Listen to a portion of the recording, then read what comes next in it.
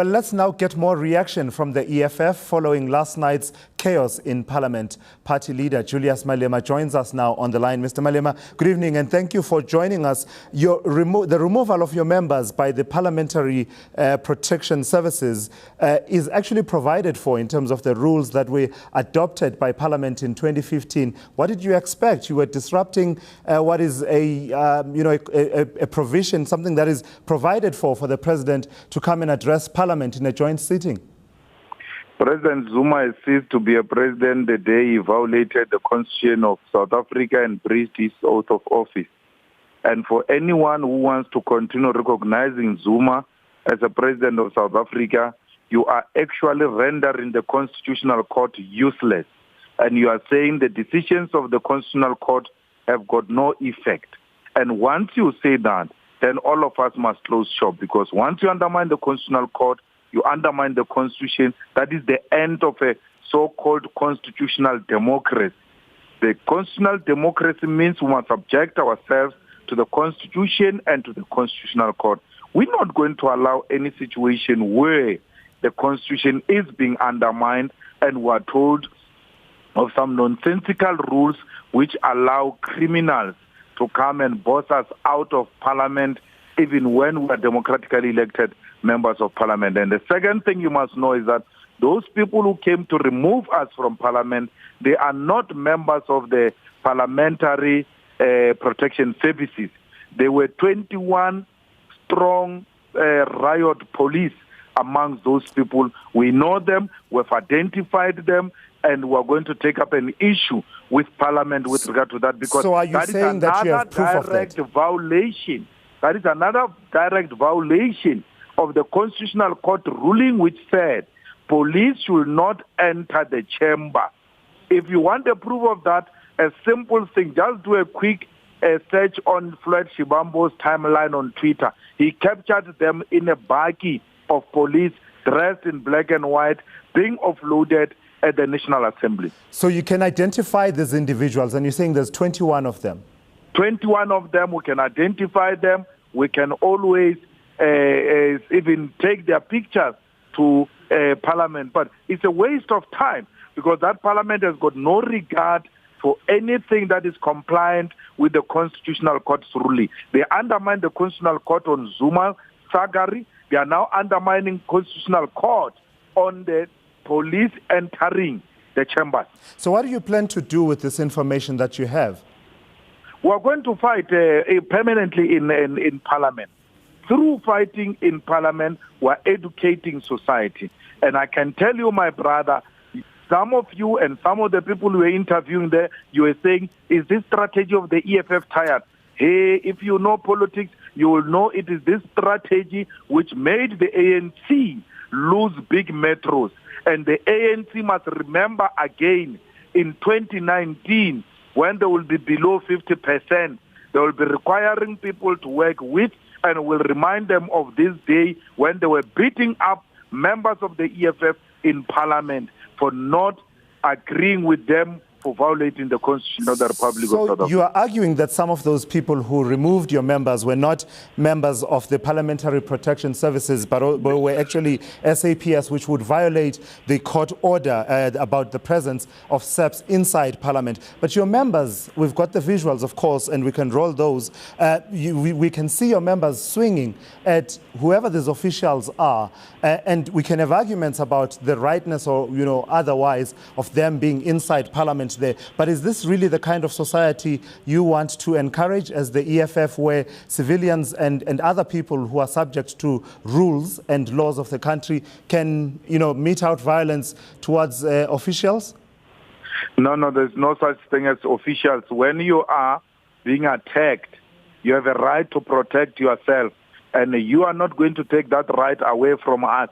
You must look at the picture, my brother. You've got visuals there. We are standing peacefully. We're not fighting with anyone. Bullies come and want to bully us. We are not like you. If you're a coward at high school and you are being bullied, we are not going to be like you. We respond to a bully in a decisive manner. That bully will know that we are not a playground. So your members were justified in responding to those you're calling bullies? We are going to do it again and again. to fight any hooliganism that is meted against us in defense of Zuma, who has violated the Constitution of South Africa. This strategy is the one that is going to win us in 2019 to remove the ANC. Is that what it's all about, though, Mr. Malema? Is that what it's all about? Some will be asking, is that what it's really about, to win elections and not really about, some will say it's no longer about holding the president accountable? It's not about winning elections, it's about removing crooks from government. Kleptocracy must be removed from government, and you don't remove kleptocracy from government through giving it red roses. You remove it through program of action that will win society over and expose the shenanigans of this kleptocracy. It is all about that. By the way, we are not in a political party to to go around giving beautiful smiles. Revolution is not about roses. Revolution is about removing the kleptocratic government of the ANC and replacing it with the people's government, and we are unashamedly in a struggle to remove the ANC. Yes, it is about that. We want to remove the ANC. Final question from me, Mr. Malema. Earlier on, you were talking about President Jacob Zuma having lost the right to be considered president of South Africa after he violated the constitution. Some would say perhaps your argument has moral grounding, but in terms of things as they stand now, President Zuma is the de facto and de jure president of the republic. Do you at least accept that he is the person who occupies Mahlamba-Ndlovu and the union buildings? By default, he's occupying Mahlamba-Ndlovu and Union Building by default because his fellow criminals are refusing to comply with the Constitutional Court. The Constitutional Court can't say Zuma must be removed from Mahlamba-Ndlovu and the Union Building. They just said the man has broken his oath of office. What is the significance of the oath of office? Do you know why we go to Union Building to put a president? The day is about taking an oath of office. That's how important that thing is. The president gets a special day where he's going to accept the oath of office. Once you breach that, you have ended your relationship with that office, because that your occupation of that office is dependent on you accepting the oath of that office. And once you breach it, you are out. And that's why President Zuma is out. The body and the troubled soul might be occupying the Mahlamba-Ndlovu and Union Building, but the legitimacy of such a soul and the body is no longer there. I don't know Zuma if you will consider this to be... is not a legitimate president of South Africa. Whether the majority in parliament agree or not, it doesn't make it constitutional right. I don't know if you will agree that this is on a lighter note, of course, because you lived through this experience. We're seeing a tweet from you on Twitter that refers to a particular area of your body, a particular body parts that you're saying the people that removed you were targeting. Are you okay there? Yeah, they like playing around that part, man. It's a problem. I don't know why they always go for that part, those white shirts. They like that sensitive part of mine. They want to kill my unborn children, and it's very troublesome, that thing.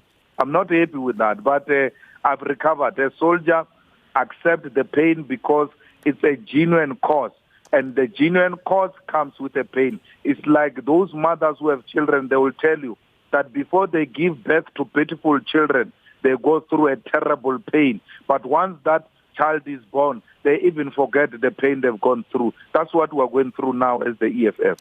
EFF leader Julius Malema talking to us there. Thank you so much. We appreciate your time.